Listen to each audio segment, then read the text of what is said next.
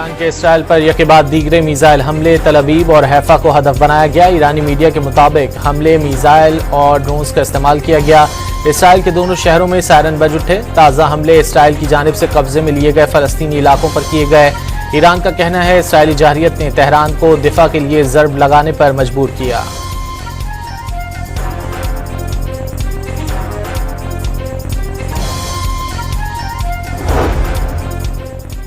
ایرانی دارالحکومت تہران میں دھماکے سنائی دیے گئے۔ ایرانی میڈیا کے مطابق نتنز جوہری تنصیب کے اطراف ایئر ڈیفنس نظام فعال ہو گیا۔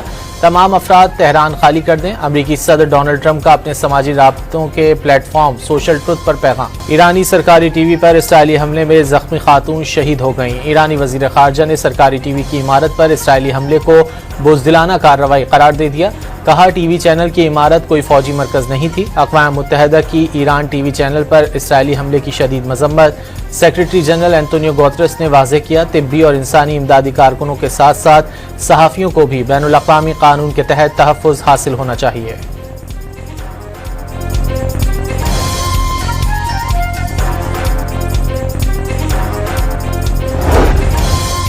امریکی صدر کا G7 سربراہ اجلاس ادھورا چھوڑ کر واشنگٹن واپس جانے کا فیصلہ۔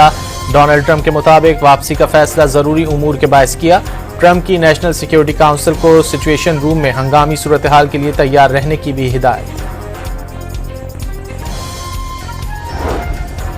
اسرائیل اور ایران کے درمیان جنگ بندی پر تبادلہ خیال ہوا ہے۔ امریکی صدر ٹرمپ نے G7 اجلاس میں سربراہان کو آگاہ کر دیا۔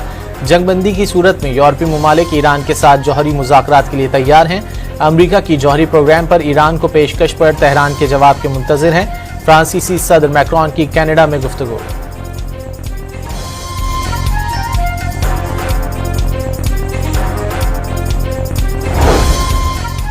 ایرانی وزیر خارجہ سے 3 یورپی وزراء خارجہ کا ٹیلی فونک رابطہ۔ عباس اراغچی نے واضح کیا ایران کی توجہ اس وقت جارحیت کا مقابلہ کرنے پر ہے، کبھی مذاکرات کا راستہ ترک نہیں کیا۔ ایران کے پاس کسی صورت ایٹمی ہتھیار نہیں دیکھنا چاہتے۔ ایران کو 60 دن دیے تھے، انہوں نے انکار کر دیا تھا۔ تہران کو امریکہ کے ساتھ جوہری پروگرام پر معاہدہ کرنا چاہیے تھا۔ امریکی صدر ڈونلڈ ٹرمپ برطانوی وزیر اعظم کے ساتھ کینیڈا میں گفتگو۔ واضح کیا ایران کو نیوکلیئر ڈیل پر دستخط کرنا ہوں گے۔ ٹرمپ کی ایرانی شہریوں کو تہران خالی کرنے کی وارننگ۔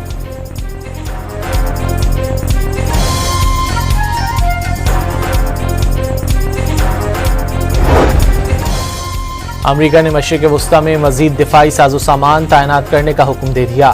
امریکی افواج کا تحفظ اولین ترجیح ہے۔ تعیناتیاں خطے میں دفاعی موقف کو مضبوط بنانے کے لیے کی گئیں۔ امریکی وزیر دفاع پیٹ ہیگزت کا بیان۔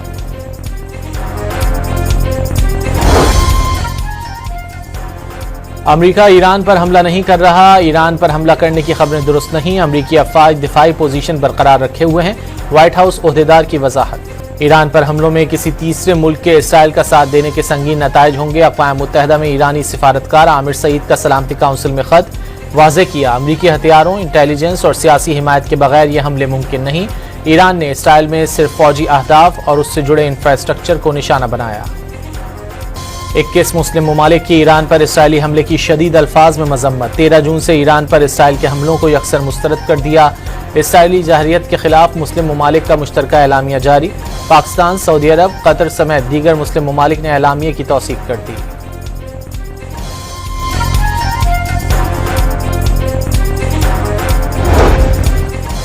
چین کا اپنے شہریوں کو فوری طور پر اسرائیل چھوڑنے کا حکم۔ خبردار کیا اسرائیل کی سیکیورٹی صورتحال مزید خراب ہو گئی۔ شہری زمینی کراسنگ کے ذریعے جلد از جلد اسرائیل سے نکل جائیں۔ چینی سفارت خانے کی ہدایت۔